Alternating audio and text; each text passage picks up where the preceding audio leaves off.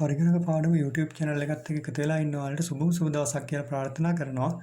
ඔයාලා ගෙදර ඉඳගෙනම ඉන්ටර්නෙට් එක හරහා සරලව පරිගණක පාඩම් ඉගෙන ගන්න ඕන නම් අපේ channel එකත් එක්ක දිගටම එකතු වෙන්න.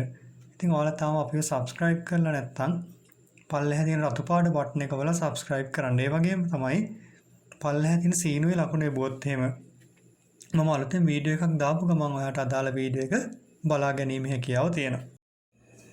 හොඳයි අපි පාඩමට යන්න ඉස්සෙල්ලාම ඔයාලට පුංචි මතක් කිරීමක් කරන්න යන්නේ අපේ ඔෆිස් පැකේජ් එක ගැන.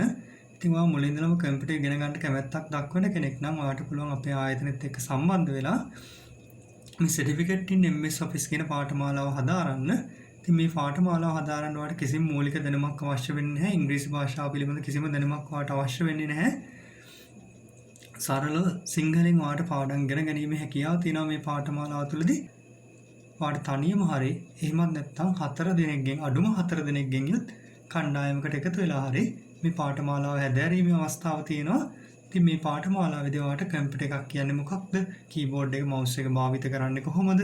Word package එක භාවිත කරන්නේ කොහොමද? Excel, PowerPoint, Access වගේ packages කොහොමද භාවිත කරන්නේ? ඊට අමතරව සිංහලෙන් ඕනම දෙයක් type කරගන්නේ කොහොමද? ඉන්ටර්නෙට් එක ඊමේල් භාවිත කරන්නේ කොහොමද? මේ වගේ දේවල් පිළිබඳ වැඩි ප්‍රායෝගික දැනුමක් ලබා දෙන්න අපි උත්සාහ කරනවා. ඉතින් ඔයාටත් මේ පාඨමාලාවට සහභාගී වෙන්න අවශ්‍ය නම් පාඨමාලාව සම්බන්ධ වැඩිදුර විස්තර ලබා ගන්න ඕන නම් මම මෙතන දාලා තියෙන ෆෝන් නම්බර් එකට කතා කරලා මේ පිළිබඳ විස්තර දැනගැනීමේ හැකියාව තියෙනවා. හොඳයි එහෙනම් අපි කෙලින්ම පාඩම පැත්තට යමු. අද පාඩමේ මම ඔයාලට කියලා දෙන්න යන්නේ Word document එකක් සඳහා borders වර්ග දෙකක් කොහොමද අපි ආදේශ කරගන්නේ කියලා. සාමාන්‍යයෙන් අපි ආදේශ කරගන්න එක document එකකට එක border වර්ගයක් විතරයි. නමුත් ඔයාලට පුළුවන් ඕනේ නම් එක document එකක පිටු කිහිපයකට එක border එකකුත් තවත් පිටු කිහිපයකට තවත් border එකකුත් විදිහට එකම document එකට border වර්ග දෙකක් ආදේශ කරගන්න. හොඳයි අපි බලමු කොහොමද මේ වැඩේ කරන්න කියලා. එහෙනම් මම මුලින්ම කරන්නේ insert tab එකට යනවා. මට පිටු කිහිපයක් ආදේශ කරගන්න නිසා insert උඩ click කරලා මම blank page කියන ස්ථානය මත click කරනවා. එහෙනම් මට පිටු 5ක් වගේ වුණාම පිටු 5ක් එනකම් මේ විදිහට blank page මත click කරනවා. ඉතින් එතන මට බලා ගන්න පුළුවන් status bar එකේ පෙන්නලා තියෙනවා මගේ පිටු 5ක් දැන්ට අවිල්ලා තියෙනවා කියලා. හොඳයි මට ඕන පළවෙනි පිටුවේ ඉඳලා තුන්වෙනි පිටුව දක්වා එක border එකක් ආදේශ වෙන්නත් හතරවෙනි පිටුව සහ පස්වෙනි පිටුවට තවත් border එකක් ආදේශ වෙන්නත්. හොඳයි එහෙනම් මම කරන්නේ මෙතනින් හතරවෙනි පිටුවේ click කරනවා. මොකද 4 සහ 5 පිටු වලට තමයි මට වෙනම border එකක් ආදේශ කරගන්න ඕන. එහෙනම් හතරවෙනි පිටුවට click කරලා යනවා layout කියන tab එකට. layout tab එකේ මෙතන breaks කියලා option එකක් තියෙනවා. එතන section breaks යටතේ next page කියලා තියෙනවා. එහෙනම් මට අවශ්‍යයි මෙතනින් section එකක් break කරගන්න. මොකද වෙනම border එකක් මේ document එකට ආදේශ කරගන්න නිසා. හොඳයි එහෙනම් මම මෙතන next page එකට click කරන්නම්. ඊට පස්සේ මම කරන්නේ තුන්වෙනි පිටුවට හරි දෙවෙනි පිටුවට හරි එහෙම නැත්නම් පළවෙනි පිටුවට හරි යනවා. ගිහිල්ලා ඉවර වෙලා design tab එකට යනවා. design tab එකේ මම page borders වලට යනවා. ඉතින් මම මෙතන පාවිච්චි කරන්නේ Word 2019 එහෙම නැත්නම් Word 2019 version එක. ඔයා 2010 හරි ඊට වඩා පහළ version එකක් හරි පාවිච්චි කරනවා නම් ඔයාගේ page borders අනිවාර්යයෙන්ම තියෙන්නේ page layout කියලා tab එකක. දැන් මගේ 2019 version එක පාවිච්චි කරන නිසා design tab එකේ තමයි page borders තියෙන්නේ. ඔයා 2016 හරි 13 හරි පාවිච්චි කරනවා නම් ඒ design tab එකේම තමයි page borders තියෙන්නේ. හොඳයි එහෙනම් මම page borders මත click කරන්නම්. ඊට පස්සේ මම මෙතනින් art එකක් තමයි ගන්න යන්නේ. ඔයා කැමති නම් මෙතනින් සාමාන්‍ය border එකක් පාවිච්චි කරන්න පුළුවන්.